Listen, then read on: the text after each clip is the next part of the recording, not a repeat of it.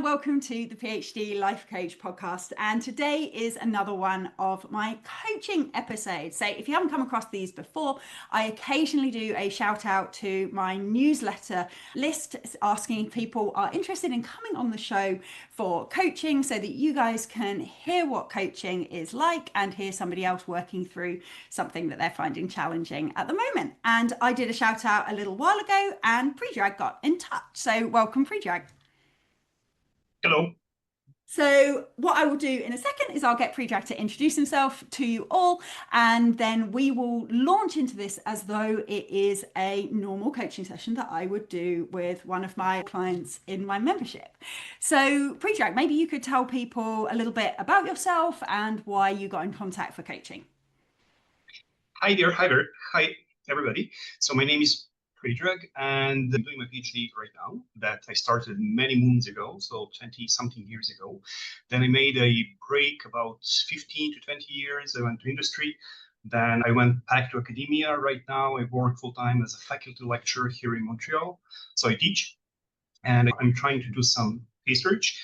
So anybody who worked full time knows how tough it is to do the PhD or any kind of study when you work full time. So that was one of the reasons why I heard about Wiki, and I'm a regular follower everywhere. The second reason is that I study in my second language. I live in Montreal, so I have to speak French, which is my third language as well. So it's not easy, I have to say. Then a couple more reasons. I have a speech impediment, so it's not easy to teach when you have a speech impediment. So I have to overcome all of that. And the fourth reason is that I'm fairly old, let's say, to be doing PhD. So I'm over 50 years old. So all of that combined, I realized I need some kind of help. So there you go. I'm here. Perfect. When Predrag got in touch, he explained that he'd heard me talk or people on the show talk about various elements of this, but never all at once, which I think is a really, really fair point. And actually, one of the reasons it just sounded like a really interesting person to talk to. But one of the reasons I was particularly keen is because I think one of the things that I haven't talked much about on the podcast is studying internationally, working internationally, studying in a second language. And obviously, it's not something that I have direct experience of as an individual, although I do as a supervisor. And I thought that whole element of it would be really, really useful and so interesting to so many listeners. So tell us a little bit more about how all of those factors you mentioned kind of combine. What does it look like at the moment, and why does it feel so challenging? Well, you can think of it like this. So if you have to do anything, you have like two or three or four or five obstacles, and I'm used to having like at least two or three more extra. So it's more work, more time, more physical and mental energy as well. So at some point you get used.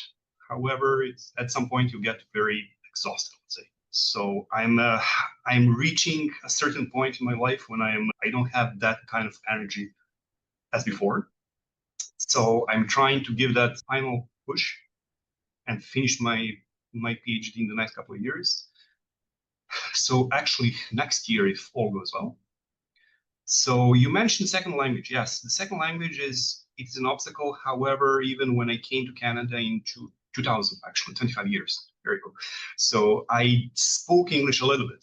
So I improved it, of course, when I came here. So writing, reading, everything in English is not a big deal for me. However, it is not my other language. So that's another obstacle as well. Yeah, no, absolutely. And how does that affect the actually doing your work day to day? More time, more time. I need more time. And I need, especially because I have speech impediment, which is connected to my second language. So I had to expand my vocabulary. I have to learn to speak slowly. I have to think first and speak after that, of course. Mm. So especially because I teach, and when you teach with students, you must have a good accent. I hope that they have a good accent here. So you must have a good accent. You must have a good uh, vocabulary, and you have to be ready to explain the same thing in at least two or three different ways.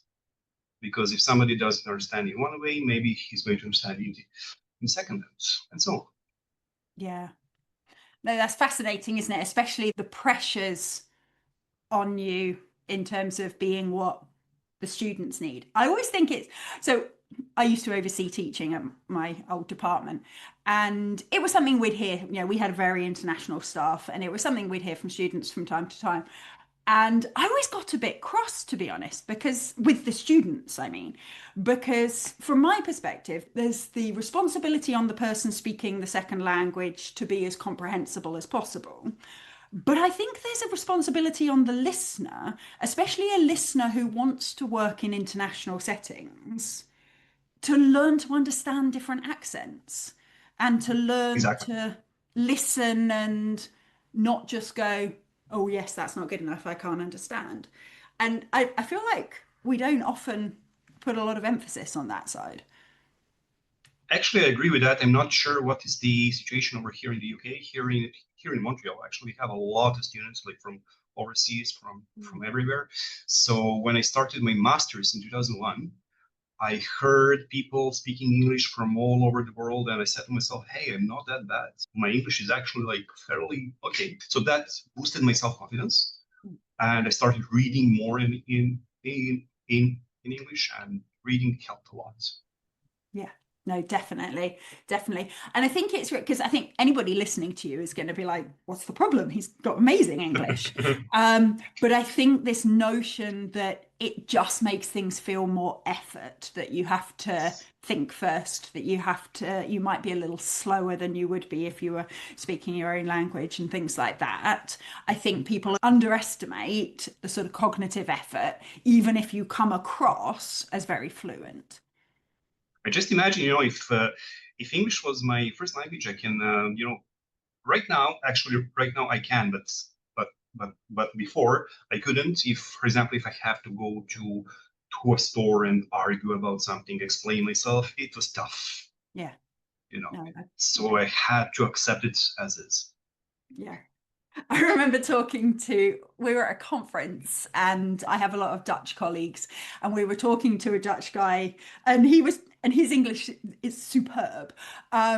And he was talking about the cognitive effort associated with speaking in English all the time. We're like, but you're amazing. You're so, so fluent. He's like, no, you don't understand. I'm really funny in Dutch. And it Exactly. just made me Yes. laugh. It's Yes. like, I can't do that in English. I can't play word Yes. games in English. It's like I have a second personality when I speak English. I have a third personality when I speak French. So it's almost like I'm not the same person. Yes, that's fascinating, isn't it? Okay, right. I could talk to you about that side of it for forever, but I want to make sure that we focus in on the things that are really helpful for you. So the big challenge was how all these things interact with each other, right? That you're Yes. working full time, you've got these other things that are making it more challenging than it already could be. So how is that affecting you at the moment? You mentioned some exhaustion, but how is it affecting you? Affecting me because I would like to finish. I started my PhD. I'm not going to hide. I started it in 2003. So I didn't finish it in the first round, let's say. I moved from academia to industry in 2008 because we had kid number one, kid number two, kid number three, and so on. And it was about time to find a real full-time position elsewhere. So I moved in 2008 to industry and I stayed until 2023. So I worked in food industry, in medical devices, cannabis even. So I worked mostly in the regulatory affairs, quality assurance, food safety, food quality, and so on. So I was everywhere. Then a couple of years ago, I got an opportunity to come back to the department here. I applied. I was accepted, and fortunately, my old supervisor is still here. So the very first week, he came to my office and he said, "Oh, I believe you promised me something 15 years ago." I said, I love I, that. I, I know what that is. So here I am. So basically, I have to finish my PhD, and I don't have time. I work full time as a lecturer, so I have to use my summers as much as I can. Because when I teach, for example, in the next fall, I'm going to teach six courses, which is Okay. like a full work time load. And I Yeah. try to be realistic with myself. I'm not going to have any time to do any experiments, any research, anything. So I have to try to finish as much as I can now. And then over the holidays, if I can, and maybe next summer, if everything goes well, I should be submitting my thesis by the end of summer next year. Okay. So working full time, as I try to work full time, I believe I have good student evaluations for my teaching. So I was even nominated for the Faculty of Art for teaching. Amazing. I was, Congratulations. thank you. I was very happy about it. Yeah. So students, I believe students like me. I like students as well. So there you Okay. So when we're thinking about actually sort of structuring out the time that you have, are you saying that during term time, you do no work on your PhD or you can't do experiments or tell me, talk me through that a go. little bit more how that works. So let's take, for example, from September to December. Yeah. I had to teach, I have assignments, I have exams, and so on. So I do almost nothing, to Yeah. be honest. The only thing I can do is maybe read some paper here and there. I cannot do experiments because I have to plan for experiments, and it takes me at least a couple of days ahead. So reading papers, maybe trying to finish, because I was fairly lucky, let's say in last year, I was doing my literature review, so I didn't have to do experiments. However, it took almost, I wouldn't say a year, but let's say 7 or 8 months. So that should be out end time now. So after that, unfortunately or fortunately, I have to start experiments. So that is going to be ideally next week. So Okay. organizing everything during semester is very difficult because I have to think about all the courses that I have to teach, and I also do student advising. So if any student has any question about their path, which courses they have to take, they're going to come and see me. Okay. So one of the things you said there sort of pricked my ears up because it's something that comes up with my clients quite a bit, which is that you said you wouldn't do PhD work between September and December, but you might do some bits of reading, you might do some bits of writing, but there's not really much time. Just to keep myself in shape, and I don't have time. So basically, yes, I'm still doing my PhD, but at a very, very slow pace. Okay. So, one of the things that I want us to spend a little bit of time thinking about is how we can make that as intentional as possible. Because what I see a lot, and people do that, a lot of people aren't in your position, but they are taking some holiday or something like that. And they say, I don't really want to work during my holiday. I need a break. I need some time off, but I might do a bit of reading. And the problem is, you may have heard a past episode about making half-assed decisions. The problem is when we say, I'm not really going to, but I sort of might, we put ourselves in this position where we're likely to end up unsatisfied one way or another. Because on Exactly. one hand, we're telling ourselves, so in your case, on one hand, we're telling ourselves that actually what you genuinely need to do is get your head down and get your 6 courses taught, advise all your students, and not have to worry too much about your PhD. But on the other hand, you're also telling yourself that it would be good to do maybe some reading and writing. Okay. And you can just end up disappointed either way. That if you only teach, oh, but I didn't really get to any reading or writing and I said a word, I thought, I sort of said I might and I didn't. Or the other way round, I really needed to get my head down and do the teaching, but I interrupted it with PhD stuff. Yes. So, do you recognize, before we go into what we do about it, do you recognize that, like this kind of slightly 100%. vague plans? Yes. Yes. And how does that affect you when you do that? Well, lately, let's say maybe next in the last 6 or 7 months, I try not to beat myself down. Mhm. So I said, okay, I'm hired to be a teacher, so I'm going to be a teacher. If I have time during semester, I'm going to do some reading, some experiments, but only if I have time, which is not always the case, which is almost never the case, of course. Yeah. So, what would it look like? What could it look like to decide really intentionally what, if anything, you're going to do over that teaching? And we'll think more in a minute about how we handle between now and term starting. But for that term period, what kind of options have you got, I guess, to make that really intentional? My main problem was that I'm not going to start to write anything. I'm not going to start any experiments if I don't have at least a full day.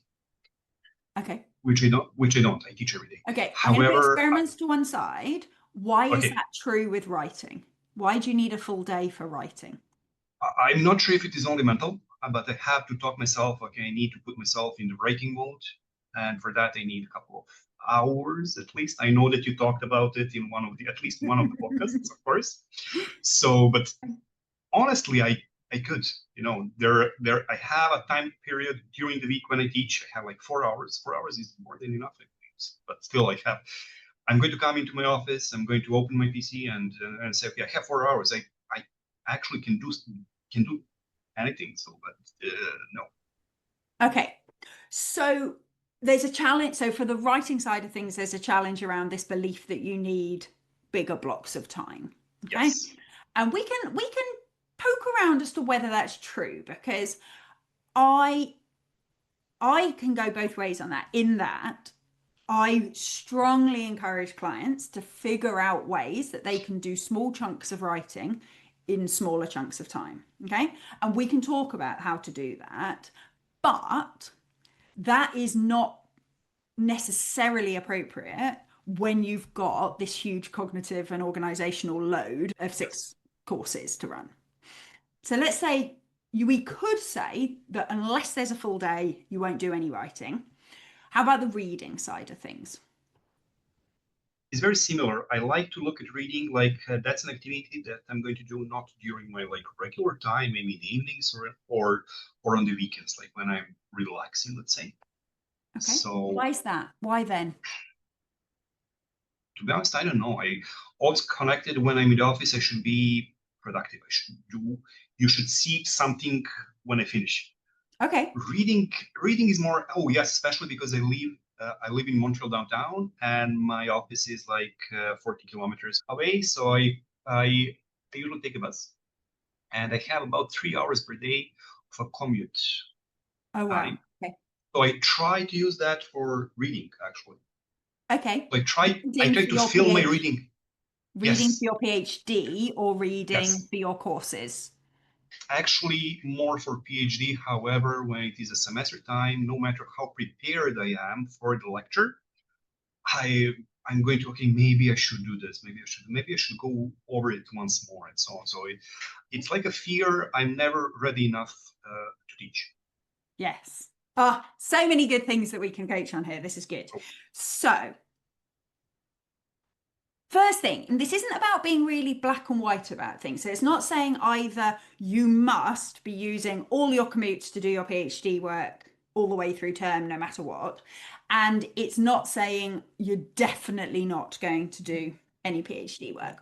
What I would really encourage you to think about is there a portion of time each week, let's say, or each 2 weeks, where you could say, on my Monday morning commute, or on a Friday after lunch, or on a Wednesday after lunch, or whatever, I'll spend 2 hours in PhD student mode. And we'll think about how to use that time effectively in a minute.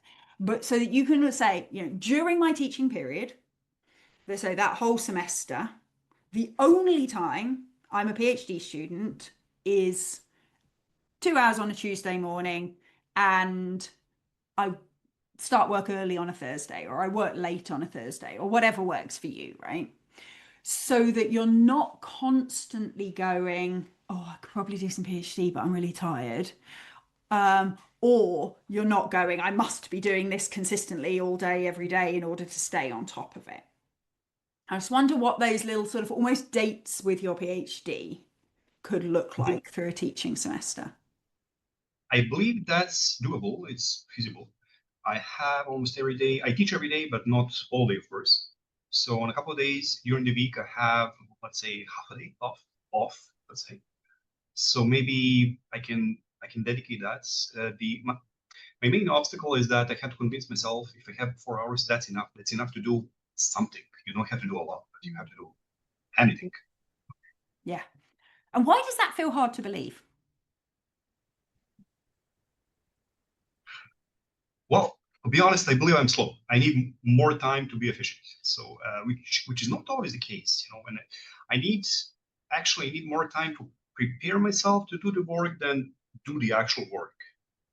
Because once I'm in the mood, I'm fairly fast. Okay. And what does in the mood mean for you for this? Being efficient. So, for example, I had to format my latest paper, and I was reading for a couple of days how to format it, and I formatted it in like 1 hour. So once you know what you're doing, you're quite That, fast at cracking on with it, exactly, but you exactly. believe it takes you a bit of time to figure out. Yes. Never forget, please, that I've worked in industry for 15 years. So over there, quality comes after efficiency. So I'm used to work very fast, and quality is important, but not as important. Okay. So would you in industry have said that 4 hours was insufficient time to get on with a task? I wouldn't have a choice. Okay. So what then Here, happened? okay, if I don't read my paper this week, I can read it next. Mm-hmm. There are no hard set deadlines. Mm, Over there, I had them. yeah. And how did that make it easier to get on with? I cared a little bit less about the quality of my work. Mm, Here, any material, any report, any paper that I had to finish, I try to be like as good as possible. yeah. And this is so good. So many people will really resonate with this. I hear this all the time. That this sort of slight perfectionism that I've got to do it really well. It's important. It's got to be good quality, all of this stuff. It sounds so worthy, right? It sounds like who could argue with this is important work and it's important to do it well. We can't argue with that. And then when you add on top of it, given that I'm doing this in another language, given that I'm coming back to it after a long time, given all these other circumstances, I'm slower. Again, how can anyone possibly argue it? All this stuff makes total sense, right?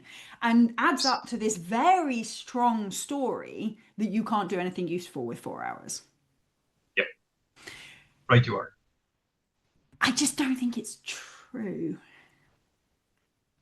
Now, I don't think, if you've been teaching all morning, I don't think you should expect yourself to get 4 hours PhD work done in an afternoon. No way. There's only so much brain to go around on any of these days. And teaching's tiring, right? Especially teaching in a second or third language. The third language bit is blowing my mind that you're having to think of that as well. Um, so this absolutely isn't about, and how can I use all of those 4 hours? I just wonder whether when you've got 4 hours, whether we can make a plan that means you can do an hour's PhD. And it feel nice. It feel like your little respite in a busy lecture, where you get to be a proper academic instead of rushing from course to course, where it almost becomes something rather than something else you've got to wedge in. It almost gets to become, oh, I get to go and do the good bit now. I get 1 hour of doing the bit that I came back for. Yeah, I agree. So, for example, in the next fall, I completely set different expectations for me.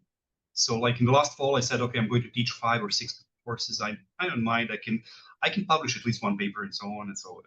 But for this fall, I said to myself, okay, I do not expect any paper, any work Mhm. on the PhD. So, to be honest, anything I do will be excellent. Quick interjection. If you're finding this episode helpful, but you're driving, walking the dog, or doing dishes, just remember this. When you're done, head to thephddlifecoach.com and sign up for my newsletter. We've all listened to a podcast and thought, this is great, I should do something with it, and they didn't. That's why I created the newsletter, to help you actually apply the stuff that you hear. Each week, you'll get a short summary, some reflective questions, and one simple action that you can take right away. You'll also get access to a searchable archive of all the past episodes, so you can find the exact one that you need to help with your current challenges. Plus, all newsletter subscribers get a free webinar every single month on a topic that affects all PhD students and academics. And you will always be the first to hear for when my membership opens to new members. So once you're done listening, or even right now, go sign up for my newsletter and make sure you don't miss out. Perfect. Perfect. Because you said that you wanted to keep it ticking over. You wanted to kind of Yes. keep your mind in the PhD game. And I think that's Oh, really, yes. really sensible. As long as we Yes. can do it in a way that it's not a nag in the back of your head, it's like almost Yes. like, I don't know whether they have them in Canada. In the UK, people who have had children during maternity leave get keeping in touch days. So they have a few days during the leave where they come in and they're kind of just kept up to speed with stuff. Whether you can almost think of it as, you're keeping in touch hour or you're keeping in touch day, even if it was only a few during the semester, so that you kind of keep that notion that you're a PhD student and this is something you're academically engaged with, but without it having this productivity pressure on it. Yep, I understand. Okay. So tell me more about reading not being productive. Okay, so anytime I start reading something, I'm constantly tired. I'm not sure if it comes with age or something. Anytime I start reading after a couple of pages, I I feel sleepy. Mm. So I have to walk around, I have to move around, I have to take my coffee and so on. So if I read one paper within an hour or 2 hours, I should be happy. Yeah. Okay. So tell me more about how you read a paper. Okay, now I started changing that as well. So I heard your not the last podcast, but two or three before Mm. that. So before I would be reading from A to Z, like everywhere, Mhm. everything like a book. Yeah. Now I start with abstracts, I go to conclusion, then if it is really interesting, I go into methods. And for example, when I was doing my literature review, I would be reading everything, like especially introduction and so on, because I needed ideas how to construct my review. So Mhm. it all depends on the goal, depends the method, how am I going to read? Yes. Perfect. I love that you've experimented with some other things. Oh So I yes. will link to that podcast in the show notes for people because by the time this comes out, that will have been a month or two ago. Um, so one of the things I think always be clear about when you're reading is why you're reading that article now. Yes. And one of the ways that because I hear this all the time, right? That especially for academics, I don't think it's so much the case with full-time PhD students, but where people are academics, whether they're just an academic or an academic and a PhD student, this notion that reading should be squished into evenings and weekends because it's somehow luxury rather than the job, is really, really prevalent. And one of the things that you can do to make reading feel productive is to set yourself a task. So rather than the task be read this article, which can feel a bit woolly, it can feel, and can be a bit sleepy inducing, right? If we're just working our way through it. If you're really clear on why you're reading it at this stage, not it's just an important paper, but at this stage, I need to understand what my options are for my methods for my next study, or I need to understand what we already understand about this technique or whatever it is, right? Then you can set yourself much more discrete tasks. And one of the ways I like to think about this is if you were telling a student to read this article, what could you ask them to do? So rather than just read this article and then go, okay, boss, all right, whatever you say. But if you could say, read this article and summarize its key findings in 5 sentences, or read this article and pick out the key methodological decisions that they made and why. Do you see what I mean? Or, read this Yes. article and summarize the findings in the first 3 graphs or whatever. Yeah. Giving yourself specific tasks like that make it much more engaging than just reading. It makes it feel productive because you've got a thing that exists afterwards, and it makes it easier to fit into a small amount of time, because if you've got an hour and you've got a very specific task, it's like, okay, I can do that task in an hour, Mhm. therefore it's worth me trying, if you see what I Yes. mean. Yes. How does that feel? Have you ever experimented with anything like that? Nothing like that. However, like I said, I started to modify my reading method. So I might incorporate this, like I said, now. So I'm Mm. going to establish a goal, and then based on the goal, I'm going to apply the reading method. Yeah. And are there ways, I mentioned about making it feel lovely as well, so that it's a bit of a respite rather than something else you're wedging in. Are there ways either environmentally or like in your location or in how you're speaking to yourself that you can make those times feel really nice? I wouldn't do it in the office, to be honest, because my office is always open. Everybody's coming in and out. So it is always noise in the background. So I would be doing it either on the bus or at home. Okay. Are there places on campus that you like going other than your office? I can go to the library. I don't like spending time in the library because it's again too many people. It is very silent, but too many people going in and out. Are there any I can places find some. on campus where you're like, "Ooh, I like it there. It's a nice place and it feels calm"? I I've never looked for one spot. I Mm. might though. Because it can be a nice way of differentiating, right? Yes. If you're constantly cycling between different tasks and in your office students come and find you and your emails going off and all those sorts of things, it can be nice to think about whether there's somewhere. So like on my old, well, I mean, we were very lucky on my old campus, but my old campus, we had an art gallery and there was a botanical gardens and things like that. So it was quite easy to be like, I'm just going to hide for a couple of hours because I've got something I need to do, and take your laptop, take your book, whatever it was, off to one. And it felt quite Hmm. pleasant. You weren't sort of feeling like you were just hothousing yourself on something different. It felt it felt almost a little bit like you were slacking off, except you were doing the work that actually they want you Yes. to do. That's And so, actually very nice idea. Yes. mm, so it'd be worth maybe having a little explore as to what that looks like, because I'm really Yes. reluctant to encourage you to just try to wedge PhD stuff on top Mhm. of everything you're already doing. So during term time, I would only try and do any of this if you can do it during office hours and you can make it feel like a nice break rather than just another task. I see. Okay. So we've talked a little bit about this fall semester coming up where you've got the very heavy teaching load, but you also mentioned that you've got some time now and into September where you're looking to get some experiments done. So tell me a bit Yes. more about how you're feeling about that. I'm feeling excited because I was always like a hands-on type of guy. So doing some actual experiments in the lab, and actually my PhD is it's a mixed bag.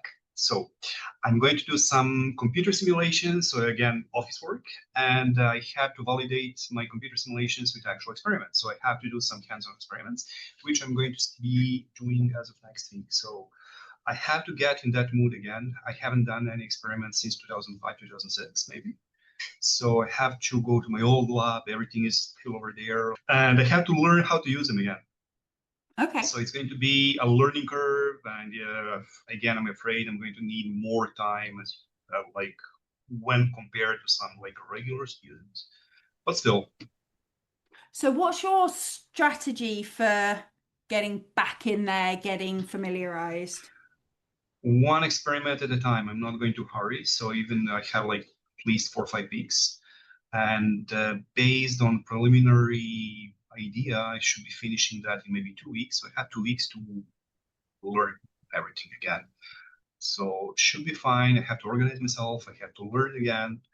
Knowledge is there. The will is there. So I have to finish everything before my classes start late August. And would that be then all your data collection? Ideally, yes, because I would Ideally. like to do as many experiments as I can.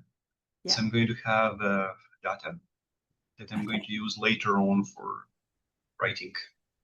Perfect. So the idea would be that by the time term starts, you'd have collected all the actual data that you need, and the remainder of the work would be analysis and writing. Exactly, yes. Okay, perfect. And How are you looking after yourself this summer?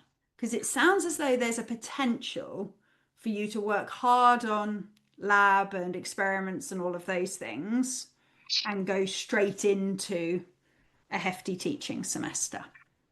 Actually, up until maybe middle last year, so let's say some beginning of the summer 2024, I took care of myself very well. So I went for a run 3 or 4 times a week. I went to the gym 2 or 3 times a week. I was in a fairly good shape. Now in the last year, I'm not looking after myself very well. So I try to eat healthy, which is not always the case. I stopped going for a run. I stopped going to gym. So I try to incorporate all that, which is very difficult when you don't have time. It's interesting that that was your interpretation of looking after yourself. Because Yes. all that stuff sounds great, right? Looking after our physical bodies, brilliant, Yes. love. And it can really help, right? It can help us feel healthier and all those things, but it can also just be another pressure, right? That we've got to fit in. You know, I'm not doing enough on my PhD and I'm not running either and I'm not doing this. How are you incorporating rest or play or just unstructured fun into this? To be honest, if I catch one movie a week, I consider myself lucky. I have a wife, of course, and she has like a regular work. She has her evenings off, her weekends off, and she's expecting us to do stuff. And uh, for reasons she's not very happy when I have to work on weekends. So trying to find balance is very difficult. Yeah. What would help, do you think? What does it feel like you need at the moment? I'm going to repeat myself time again But because on the basis I that time is the one fixed entity, the only way we get more time is doing less of something, essentially, filling yeah, our time differently. What does it feel like your mind, body, or spirit's craving at the moment? maybe better organization of my time and lower expectations for some items, or actually for all items. I don't have to do my teaching. I like it, but it doesn't have to be 100% perfect. Yeah. So if I want to exercise and don't have to exercise 6 days a week, maybe 2 or 3 would be enough. Yes. I love that. And a short amount, right? You know, Yes. 3 runs of 10 minutes a week are better than no runs. Yeah. Yes. Yeah. I agree. What makes it hard for you? Because you know that's true. You know that's true of all your different things, right? But what Yes. makes it hard for you to accept that good enough is good enough with all these things? Let's say that all my life I try to be as good as possible. So I try to be a perfectionist. So if I say, okay, if I have half an hour for a run, it's not enough. I'm used to like 45 minutes an hour at least. So no, but half an hour is plenty of time to get some sweat, to get exhausted. So I know.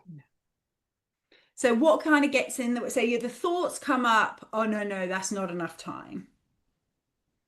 Let's say the first negative thought, okay, I don't have an hour, no, I'm not going to do it. So I have to Then what overcome that happens? first rejection. And Yeah. And we take that first rejection at face value. exactly. Yeah. Yes. Perfect.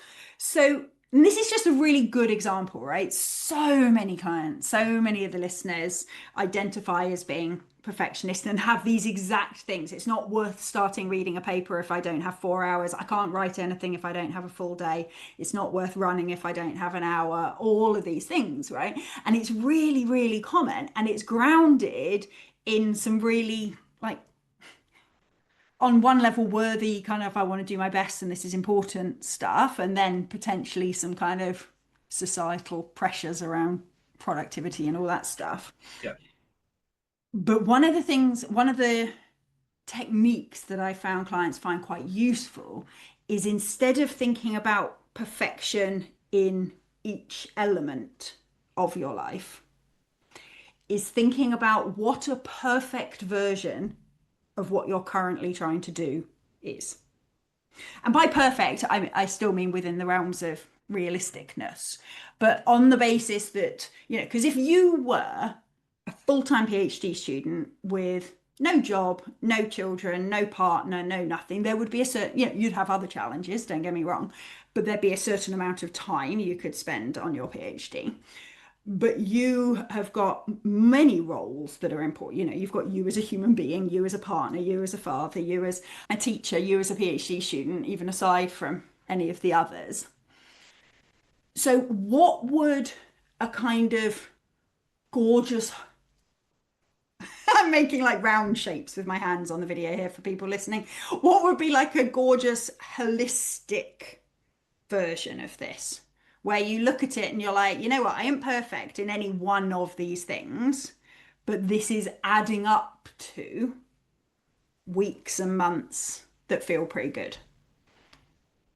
Can we talk about priorities? So Okay. at a certain time, you don't have the same priorities. So I was in the best shape of my life maybe 8 years ago when I had like a stable, not that demanding industrial position, and I could exercise. I was in a perfect shape. Then we had some issues at work. We had inspections, audits, and everything. So I completely neglected that because my priority became to answer to the inspectors. So it's a very similar situation now. I like that my priority number one is PhD, which is not, unfortunately. However, I have an issue.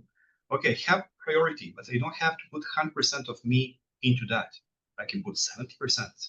So that still leaves maybe 20, 30% to do other things, which I don't. Yeah.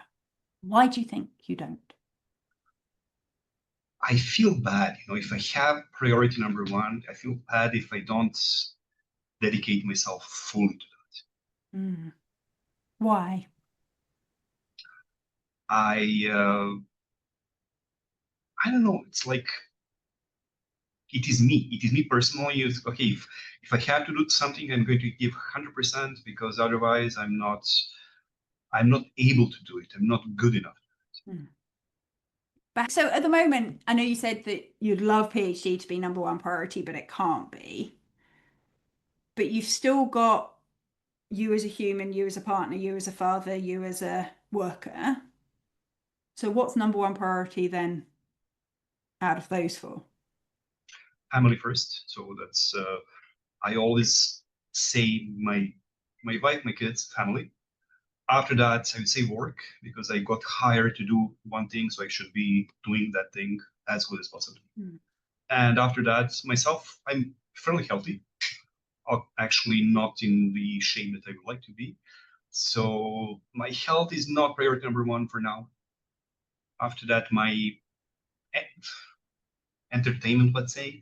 So if we can go to cinema, we can go to theater, but it's not as often as I would like. Oh yes, before when I was doing my masters, I I read a lot, a lot. Right now, I don't remember the last time I read a book. Mm.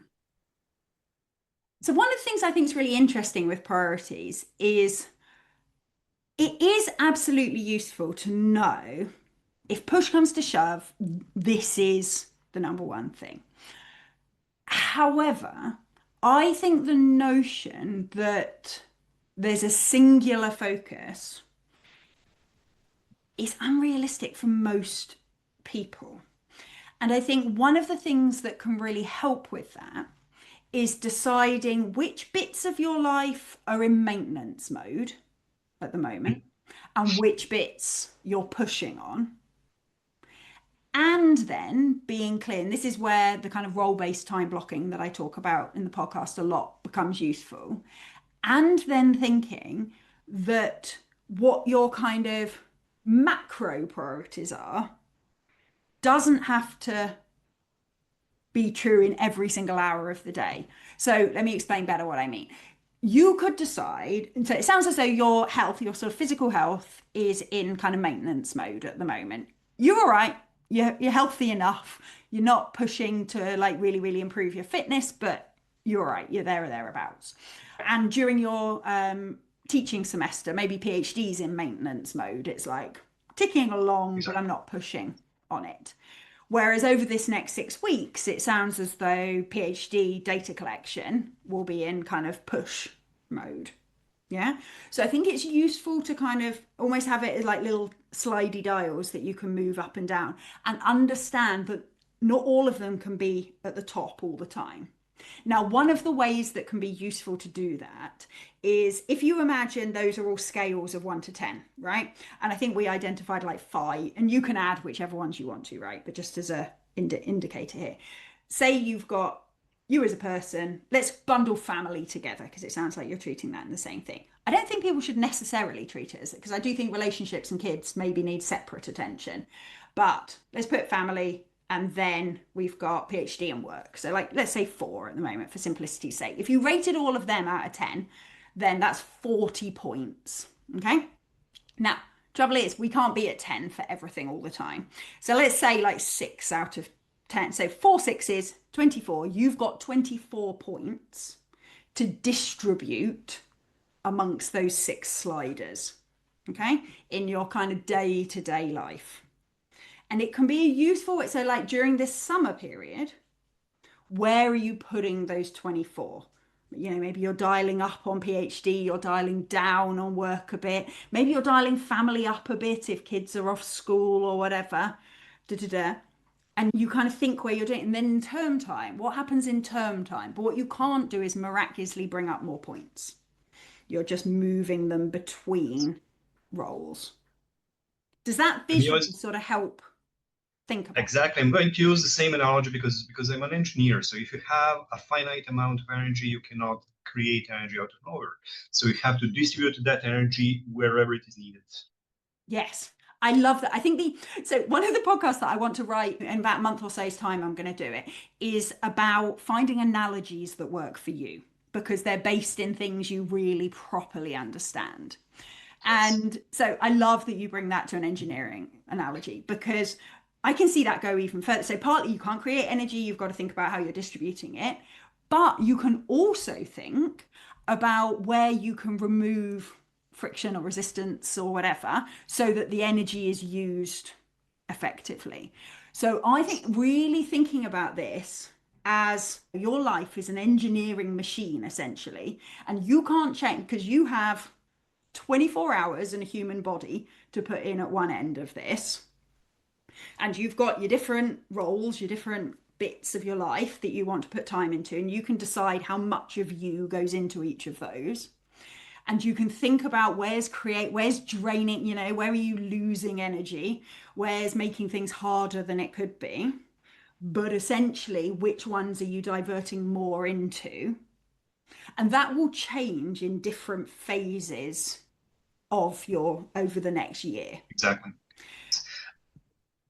And I'm trying to find ways to do, for example, one task in a more efficient or shorter time period. So, like they say, if you want to do something efficiently, give it to a lazy person. So I guess I'm lazy. I'm always trying to do one task in less and less time. So that's Give me another an method. example of that. Give me because sometimes Oh, that's great and sometimes not. I have an excellent example. A couple of years ago, I worked for a food industry here in Montreal, and they were doing some kind of data analysis of temperature loggers for cooking. And we had a technician. She was working on that, let's say, almost full day, 1 day per week. So I said, okay, that should not be that hard. It is like a manual analysis in Excel. So I remember, okay, my Excel has macros, so maybe I can program Excel to do it on its own. So basically, from 7 hours a day, we went to 15 minutes a day Amazing. because, That's yeah, a brilliant example of where, you can identify a task that's being done manually or being done yes, unnecessarily and automate it or speed it up in some way. Okay. Definitely looking for those sorts of things. Great shout. Be careful though that you're not trying to engineer out the academic process.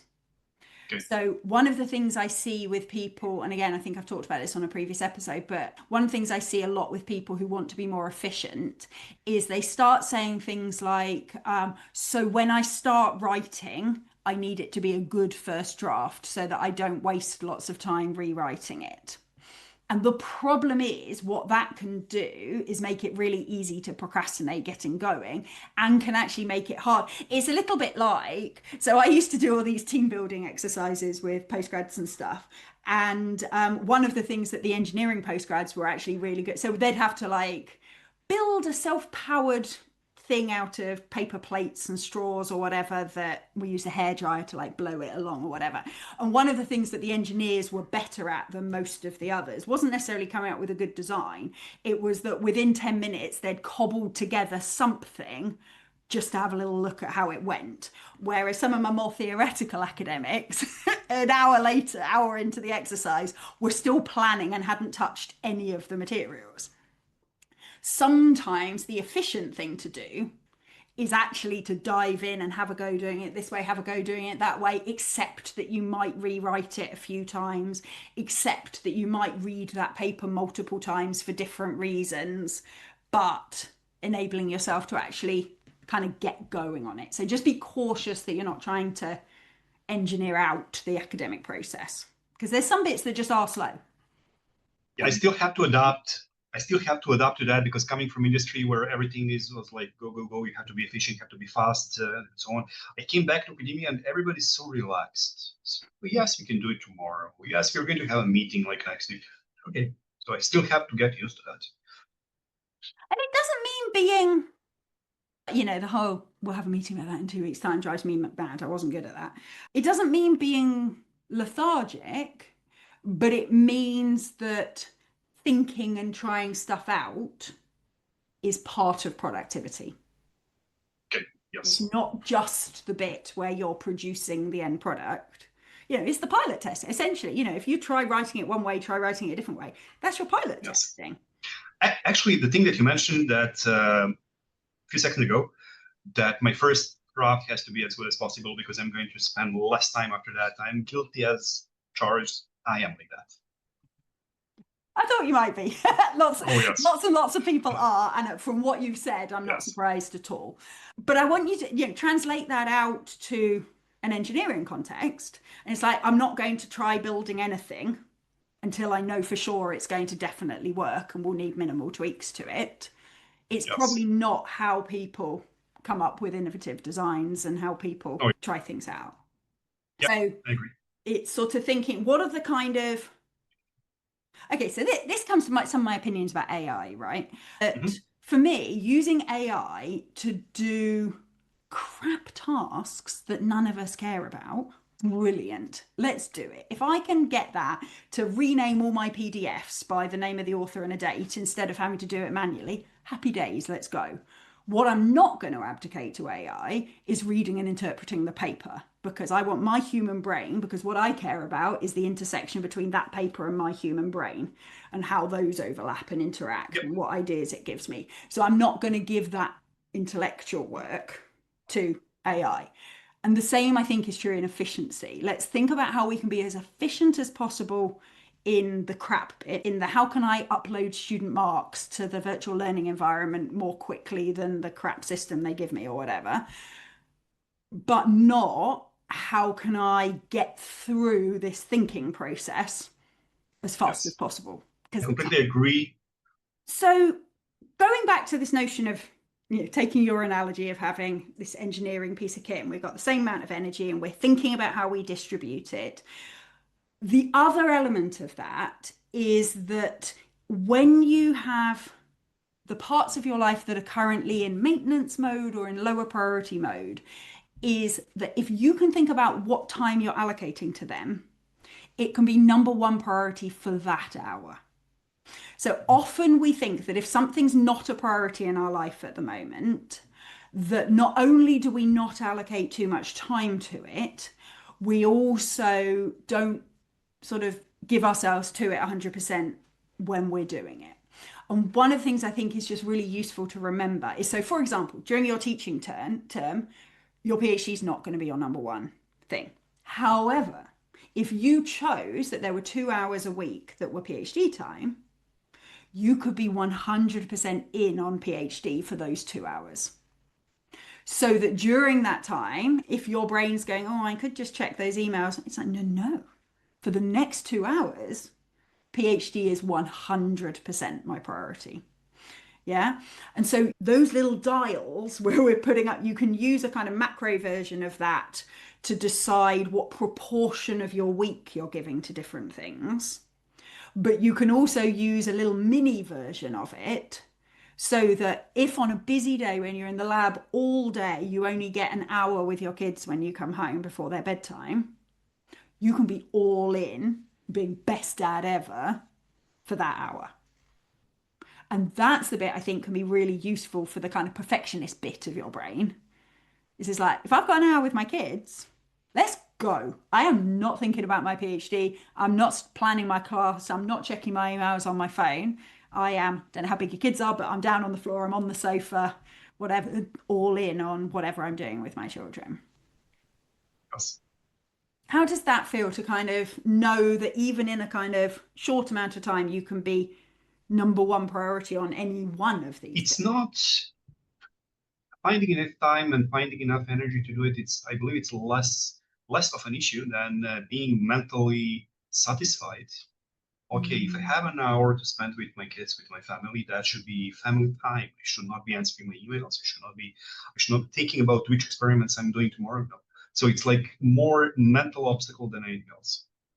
So tell me more what you mean by that. So the thoughts come up, you mean, Oh yes. so what do you do then? So you're playing with your kids, you've suddenly realized you're thinking about tomorrow's lecture or whatever. What do you, I believe I'm doing the worst thing that I could be doing, and is I'm trying to do two things at the same time.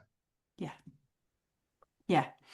So one of the things that often happens, and I do this, right? This is a very, very common human thing, is that we think that, so say we decide we're spending time with kids, that our brain goes, oh yeah, yeah, but what about this thing?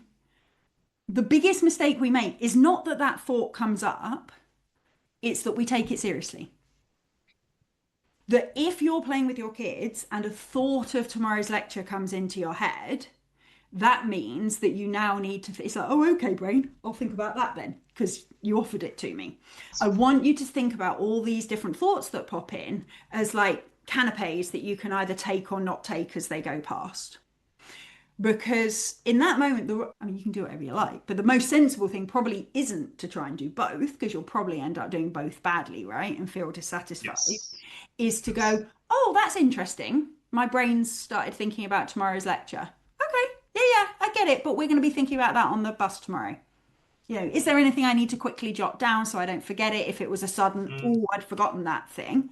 But other than that, yeah, yeah, it's okay, brain. I've got that. We're thinking about that on the commute. It's all good. You got an hour and a half all the way. We're going to think about nothing but this teaching. Right now, we're building Lego or whatever. Yeah. So even if your So brain brings these things up, it doesn't mean you yeah, have to act on it. It doesn't mean you have to now go, oh, I didn't manage to focus on my kids, I didn't manage to focus on my PhD or whatever. It's like, okay, yeah, of course you are. You've got tons going on in your brain. yeah, It's no surprise. And you're doing all this in a country that's, different from where you grew up and is everything in a different language. You do, of course, these things are going to come up.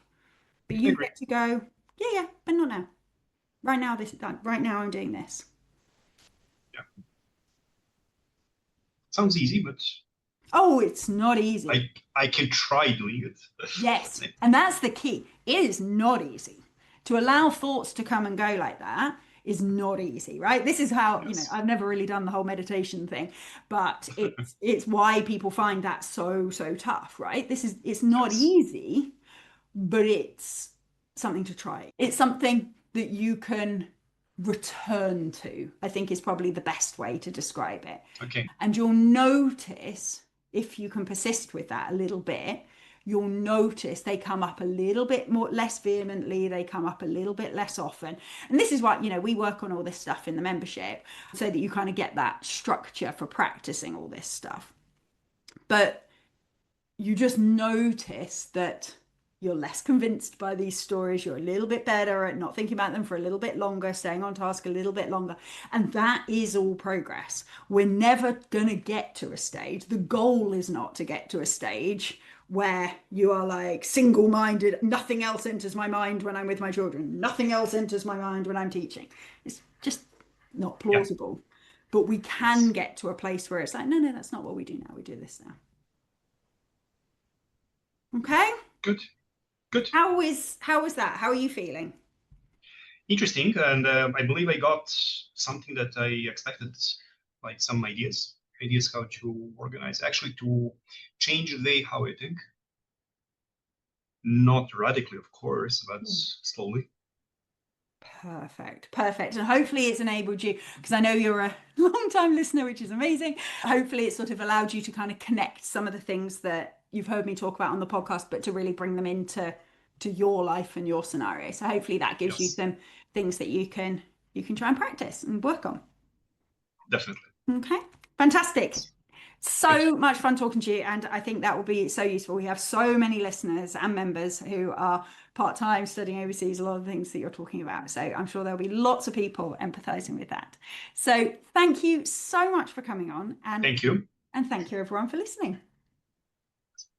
Thank you for listening to the PhD Life Coach podcast. If you like this episode, please tell your friends, your colleagues, and your universities.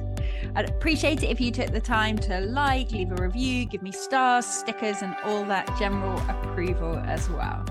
If you'd like to find out more about working with me, either for yourself or for people at your university, please check out my website at thephdlifecoach.com. You can also sign up to hear more about my free group coaching sessions for PhD students and academics. See you next time.